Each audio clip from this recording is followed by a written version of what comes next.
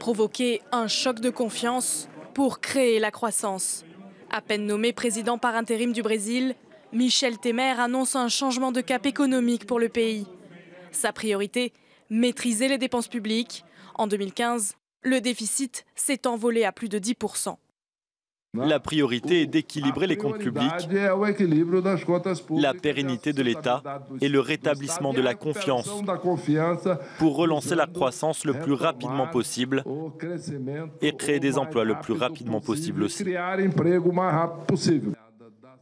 Privatisation, réforme du marché du travail, mais aussi rallongement de l'âge de départ à la retraite.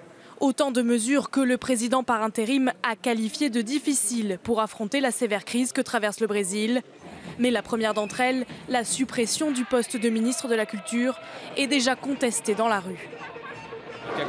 Au Brésil, il y a de la culture. Nous sommes des artistes. Le ministère de la Culture a été supprimé par le gouvernement par intérim qui est coupable d'un coup d'État. Mais Michel Temer entend bien amorcer un virage libéral. Objectif, rassurer les investisseurs à l'heure où le Brésil traverse sa deuxième année consécutive de récession avec une baisse de PIB de 3,8% et une croissance zéro attendue en 2017. Parmi les mesures de redressement de l'économie brésilienne, le nouveau gouvernement n'exclut pas une hausse temporaire des impôts, mais ne touchera pas en revanche au programme d'allocation familiale mis en place sous la présidence Lula.